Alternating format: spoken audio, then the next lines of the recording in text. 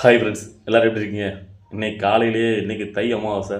So அதனால் எங்கள் அப்பாவுக்கு திதி கொடுக்கணும். அதனால் இன்றைக்கி காலையிலே எங்கள் ஏரியா பக்கத்து ஊர் திருச்செந்தூர் கோயிலில் கடற்கரையில் போயிட்டு திதி கொடுத்துட்டு சாமி கும்பிட்டுட்டு இன்றைக்கி காலையில் வந்தேன். அதோடைய போஸ்ட் தான் நீங்கள் இன்றைக்கி போட்டிருந்தேன், நீங்கள் எல்லாம் பார்த்துருப்பீங்க.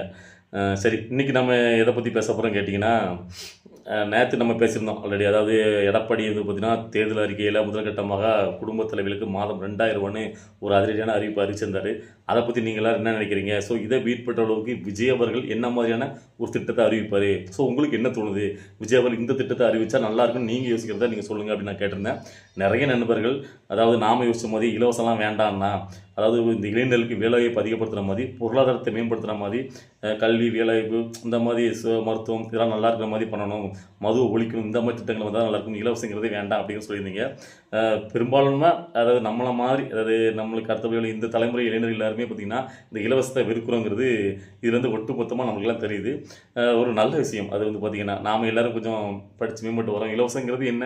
அதாவது நம்மளுடைய வருவாய் தான் ஏதோ ஒரு வகையில் வந்து பார்த்திங்கன்னா சுரண்டி எடுத்து அதை வந்து இலவசம் நம்மகிட்டே சொல்லிட்டு கடைசியில் அதை வேறு எங்கேயோ ஒரு விலைவாசி உயர்வுகளை காட்டிடுவாங்க. ஸோ சமம் பண்ணிடுவாங்க. இன்னும் பார்த்திங்கன்னா கடனை ஏற்றத்தான் செய்வாங்க. ஸோ அதனால் பார்த்திங்கன்னா நம்ம எல்லாருமே பார்த்திங்கன்னா ஒரே மனப்பண்பில் இருக்கும்போது ரொம்ப சந்தோஷமாக இருக்குது. அதில் சில பேர் வந்து பார்த்திங்கன்னா, இல்லைண்ணா நீங்கள் வந்து பார்த்தீங்கன்னா அப்போ இவர் வந்து காலையில் தான் அறிவிச்சிருக்காரு, உடனே மக்கள்லாம் அவங்க பக்கம் போயிடுவான்னு எப்படி சொல்கிறீங்க?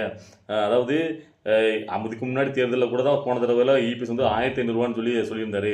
ஸோ அப்போ மட்டும் அவர் ஜெயிக்க செஞ்சுட்டாரு. ஸோ அதெல்லாம் ஜெயிக்க மாட்டாங்க அப்படின்னு சொல்லியிருந்தீங்க. அதாவது ஒரு விஷயத்தை நீங்கள் நல்லா புரிஞ்சுக்கிடணும்.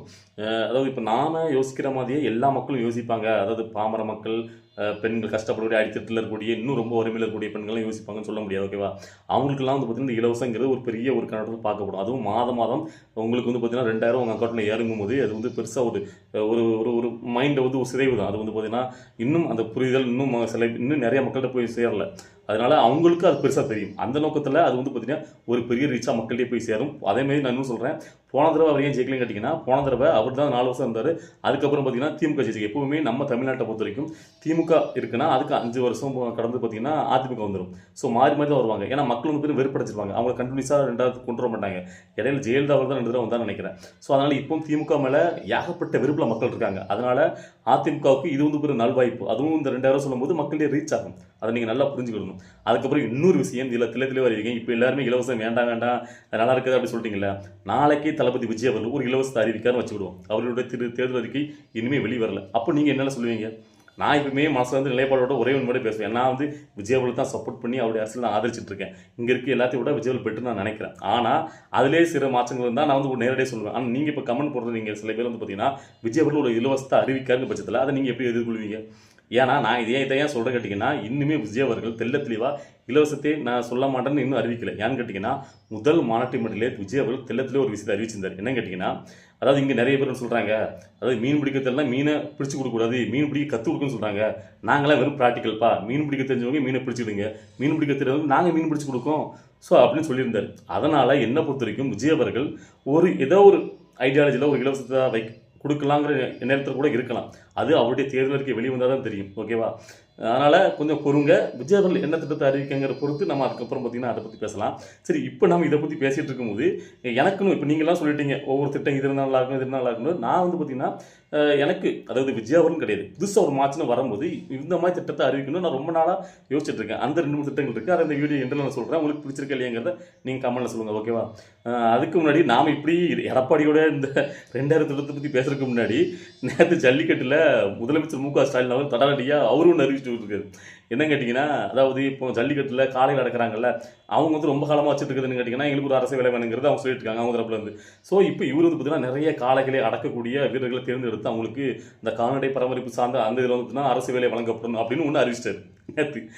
எனக்கு இதை பார்த்தோன்னு என்ன கேட்டிங்கன்னா, யாருக்குனவே இவங்க சொன்ன திட்டங்களே போனதில் சொன்ன திட்டங்கள் இன்னும் அதை வந்து செயல்படுத்தலை. எல்லா மக்களும் போயிட்டு இருக்காங்க. ஒரு பக்கம் செவிலியர் வந்து பார்த்தீங்கன்னா இவ்வளோக்குள்ள போராட்டம் பண்ணிட்டு இருக்காங்க, இன்னொரு இடைநிலை ஆசிரியர்கள் போராட்டம் பண்ணிட்டு, இப்படி எல்லா தரப்பட்ட மக்களும் போராட்டத்தை பண்ணிட்டு இருக்க இந்த நேரத்தில் இவங்க இன்னொரு புதுசாக ஒன்று, அதாவது பார்த்தீங்கன்னா ஜல்லிக்கட்டில் காளை அடக்கொடுங்களுக்கு அரசு வேலைங்கும் போது எல்லாத்தையும் எப்படி வந்து நிறைவேற்றுவீங்க? அது எங்கே நம்ம நிறைவேற்ற போகிறோம்? கழுதை போகிற பக்கம் சொல்லி வச்சுட்டு போகிறதா அப்படிங்கிற மாதிரி சொல்லிட்டு போகிறீங்களா? ஸோ ஒரு விஷயத்தை ஒரு திட்டத்தை அறிவிக்க முன்னாடி யோசித்து செயல்படுத்துங்க. யாருக்குனவே நாம் கொடுத்த வாக்குறுதியெல்லாம் நிறைவேற்றிட்டோமா, அதை முறையாக செயல்படுத்திட்டோமா, அந்த மக்கள்லாம் நல்லபடியாக இருக்காங்களா? ஸோ அப்படிங்கிறத நம்ம முறையாக அதாவது ஆராய்ச்சி பண்ணதுக்கு அப்புறம் தான் நம்ம அடுத்த புது திட்டங்களை அறிவிக்கணும். நீங்கள் வந்து ஆட்சிக்கு வரணுங்கிற எண்ணத்தில் அவங்க பாட்டை அடிச்சு விட வேண்டியது. அதாவது நான் அந்த திட்டத்தை அறிவிக்கிறத பற்றி மறுபரிசீலனை செய்யலை. அது வந்து திட்டத்தை அறிவிக்கணுமா வேண்டாமா, இதை விட பெட்டரான விஷயங்கள் நிறைய இருக்காங்கிறத யோசிச்சு வந்து முடிவெடுக்கலாம். ஆனால் அதுக்குள்ளேயே பார்த்தீங்கன்னா இப்போ நீங்கள் திட்டம் சொல்லிட்டீங்கன்னா செஞ்சாகணும்ல. யாருக்குன்னு ஒரு உள்ள விஷயங்களையே பார்த்தீங்கன்னா தூய்மை பணியாளர்கள் நீங்கள் சொன்ன விஷயம் அவங்க இன்னும் எவ்வளோ நாள் போராட்டம் பண்ணியிருக்காங்க, அந்த செவிலியர்கள் எவ்வளோக்குள்ள போராட்டம் பண்ணாங்க. ஸோ இப்படி எல்லா தரப்பட்ட மக்களும் போராட்டம் பண்ணியிருக்காங்க. அதுக்கெல்லாம் உங்களுக்கு செவி சேர்க்கறதுக்கு அதுக்கு செய்கிறதுக்கும் உங்கள்கிட்ட நிதி இல்லை. ஆனால் பொங்கல் பண்டிகைக்கு 3000 கொடுக்க மட்டும் உங்களுக்கு நிதி இருக்குது. எப்படி அப்போது ஓட்டுக்க மனசில் வச்சாலும் கொடுக்கீங்க. ஸோ அப்போ இந்த மக்கள் என்ன தான் நம்ம அதாவது பார்த்திங்கன்னா எவ்வளோ தான் நம்ம வந்து எதிர்த்தாலும் எவ்வளோ தான் அந்த மக்களை வந்து பார்த்திங்கன்னா கஷ்டப்படுத்தினாலும் இந்த மக்கள் கடைசி அந்த தேர்தல் நேரத்தில் 3000 பெருசாக நினச்சி நமக்கு ஓட்டு போட்டுருவாங்க அப்படிங்கிற மிதப்பு தானே. ஸோ மக்கள் தான் இந்த இடத்துல தெளிவாக இருக்கணும். இந்த 3000ங்கிறது நல்லா யோசிச்சுடுங்க. இப்போ நீங்கள் திரும்ப அவங்கள தேர்ந்தெடுத்தீங்க அப்படின்னா அவங்க ஆட்சி வந்ததுக்கப்புறம் 3 வருஷம் 5 வருஷத்தில் 3 வருஷத்துக்கு ஒன்றுமே பண்ண மாட்டாங்க. பொங்கல் பாருங்கள். அதுக்கப்புறம் லாஸ்ட்டாக தேர்தல் வருஷம் 2 வருஷத்துக்கு ஏதாவது கொடுத்து உங்களை சரி கட்டிடுவாங்க. ஸோ அப்போ மக்கள் தான் விழிப்படையணும். அதாவது இன்னுமே பார்த்தீங்கன்னா இந்த கடைசி நேரத்தில் நம்ம ஓட்டு காசு வாங்கிட்டு என்ன வேணால் சாதிச்சிடலாம் அப்படின்னு இருக்காங்களே. ஸோ அது வந்து ரொம்ப ரொம்ப தவறு. அதுக்கு மக்கள் நீங்கள் வந்து வர்ற தேர்தலையாவது கொஞ்சம் விழிப்புணர்வோட உங்களை தகுதியான ஆள் யாருங்கிறத சரியாக வந்து தேர்ந்தெடுக்கணும். ஓகேவா? ஸோ ஏன்னா அடுத்தடுத்த தலைமுறைகள் நல்லா வாழணும்னா நாம் எடுக்கிற முடிவில் தான் இருக்குது. சரி, இதில் வந்து பார்த்திங்கன்னா நான் ஒரு 2-3 திட்டத்தை நினச்சிருந்தேன் சொன்னேன்ல.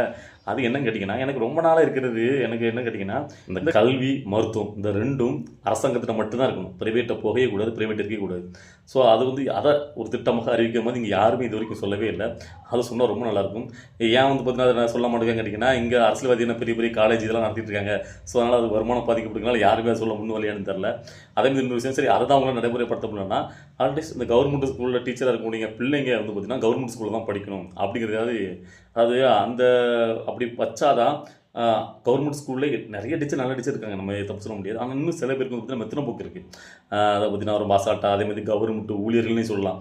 அதாவது ஒரு பேங்கில் நம்ம ஒரு ஆஃபீஸ் போகும், கவர்மெண்ட் ஆஃபீஸ் போகும்போதில்ல ரொம்ப அசால்ட்டாக நம்ம வந்து அலைக்கழிக்கிறது இந்த மாதிரி விஷயங்கள் நிறைய நடந்துகிட்டே இருக்குது. ஸோ ஏதாவது ஒரு கட்டுப்பாடு கவர்மெண்ட் வேலை பார்க்குறவங்களும் இந்த ஒரு கட்டுப்பாடுன்னு. ஏன்னா அவங்களுக்குலாம் பொறுத்த வரைக்கும் நமக்கு வேலை கிடச்சிட்டா போதும், நம்மளை யாரும் வேலையை விட்டு தூக்க முடியாது அப்படிங்கிற ஒரு மிதப்புங்கிறது ரொம்ப அசால்ட்டாக இருக்குது. ஆனால் பாருங்கள், ப்ரைவேட்டில் வேலை பார்க்குறவங்க என்ன தான் படிச்சிருந்தாலும் அவங்க வந்து பார்த்திங்கன்னா 8 மணி நேரத்துக்கு கூடுதலாக பார்த்திங்கன்னா ரொம்ப குறைஞ்ச சம்பளத்துக்கு கஷ்டப்பட்டுருக்காங்க.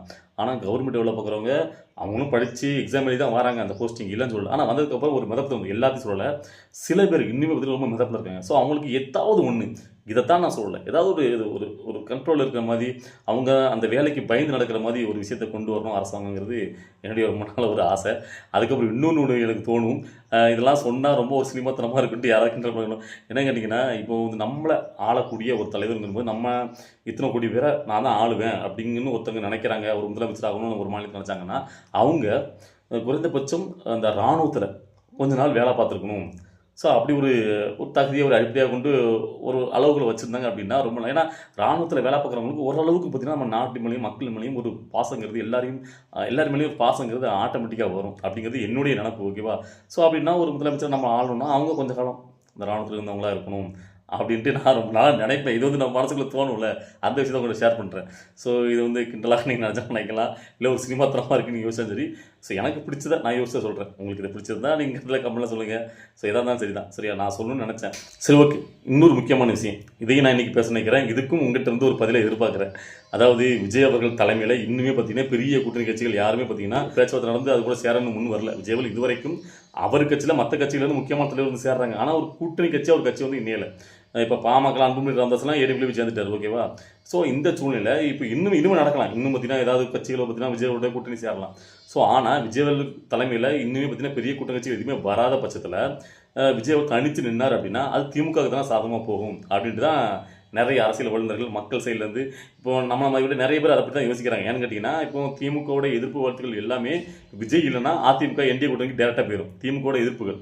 ஸோ இப்போ இடையில வந்து விஜயாவில் இருக்கிறனால அந்த எதிர்ப்புகள் இந்த பக்கம் கொஞ்சம் போச்சுன்னு வச்சுங்களேன், அது சிதறி போய் திரும்பியும் பார்த்திங்கன்னா அந்த திமுக ஆதரவு ஓட்டுகள் கரெக்டாக திமுகவே திமுக வச்சு வச்சிரும்ல. ஸோ அப்போ வந்து பார்த்திங்கன்னா விஜயாவில் எடுக்கிற முடிவு வந்து பார்த்திங்கன்னா தவறாக இருக்குமோ, அவர் வந்து பார்த்திங்கன்னா தேர்தலில் தேவையில்லாமல் ஒரு திமுக திரும்ப ஜெயிக்க வைக்கிறதுக்கு காரணமாக மாறாரோ அப்படின்ட்டு ஏகப்பட்ட வார்த்தைகள் போயிட்டுருக்கு. ஸோ நம்மளை பொறுத்த வரைக்கும் அப்படி நினச்சா இங்கே யாருமே புதுசாக ஒரு கட்சி ஆரம்பிச்சுட்டு வர முடியாது. ஃபர்ஸ்ட் ஆஃப் ஆல் விஜய் அவர்கள் சொன்னது கரெக்டு, அவருடைய தலைமை ஏற்று வரவங்க கூட தான் கூட்டணி வைக்கணும். ஏன்னா அவர் இன்னொரு தலைமையை ஏற்று போனார்னா அவர் கட்சி ஆரம்பிச்சிருக்க வேண்டாமே. ஸோ இந்த ஒரு அரசியல் புரட்சி சினிமா விட்டு வர எதுவுமே தேவையில்லையே. ஸோ அதனால விஜய் அவர்கள் எடுக்கிற முடிவு 100% கரெக்டு. அதாவது எல்லாருமே பார்த்தீங்கன்னா திமுக ஜெயிச்சோம் திமுக ஜெயிச்சோம்னா அதுக்கு என்ன பண்ண முடியும்? அப்படி பார்த்தீங்கன்னா புதுசாக யாருமே கட்சி ஆரம்பிச்சு வரக்கூடாது அப்படின்னு தான் நான் நினைப்பேன். ஸோ அதனால் விஜய் அவர்கள் அவருடைய தலைமை ஏற்று வரக்கூடியவங்கள்ட்ட கடைசி வரைக்கும் அதே கொள்கையோடு உறுதியாக இருக்கணும். ஸோ யாருடையும் கூட்டணிக்கு அவங்களோட தலைமை ஏற்று போயிட்டாங்கன்னா விஜய் அவர்கள் கட்சியை ஆரம்பிச்சிருக்க வேண்டாம். ஸோ என்ன ஒன்று அப்படி வந்தாங்கன்னா இவங்கெல்லாம் சொல்கிற மாதிரி திமுக வர்றதுக்கு வாய்ப்பு இருந்தாலும் இந்த தடவை தேர்தலில் விஜய் அவர்கள் தன்னுடைய பலத்தை நிரூபிப்பார். 100% அவர் வந்து பார்த்தீங்கன்னா அவருடைய வாக்கு வங்கி என்ன அவருடைய செல்வாக்கு என்னங்கிறத நிரூபிச்சாலே போதும். அதுவே பெரிய ஒரு மாஸ் அப்படி தான் நான் நினைக்கிறேன். ஸோ என்ன வேணால் நடக்கலாம் தேர்தலில். ஸோ இதை பற்றி உங்களுடைய கருத்து என்ன? விஜய் அவர்கள் தனிச்சு நிற்காரு, அவருடைய கூட்டணி கட்சிகள் பெரிய அளவில் சேராமல் இருக்கும்போது அது வந்து எந்த வகையில் விஜய் அவர்களுக்கு ஒரு பெரிய ஒரு வெற்றி வாய்ப்பாக அமையும் அப்படிங்கிறது உங்களுக்கு தோன்றது என்ன? இல்லை திருப்பதியுமே பார்த்தீங்கன்னா டிஎம்கே வந்துருமா விஜய் தனிச்சு நின்னா? எல்லாரும் சொல்கிற மாதிரி இந்த ஓட்டு பிரித்து திமுக வர்றதுக்கு காரணம் அமைஞ்சிருவாரா அப்படிங்கிறது உங்களுடைய எண்ணத்தில் என்ன தோணுது? நீங்கள் என்ன நினைக்கிறீங்க? உங்களுக்கு பார்க்கும்போது அரசியலில் எப்படி தோணுதுங்கிறத உங்களுடைய கருத்துக்களை நீங்கள் கமெண்ட்டில் கண்டிப்பாக பதிவு பண்ணுங்கள். ஸோ நான் வெயிட் பண்ணிட்டுருக்கேன். ஸோ இன்னொரு வீடியோவோட நாளைக்கு நம்ம சந்திக்கலாம். பாய்.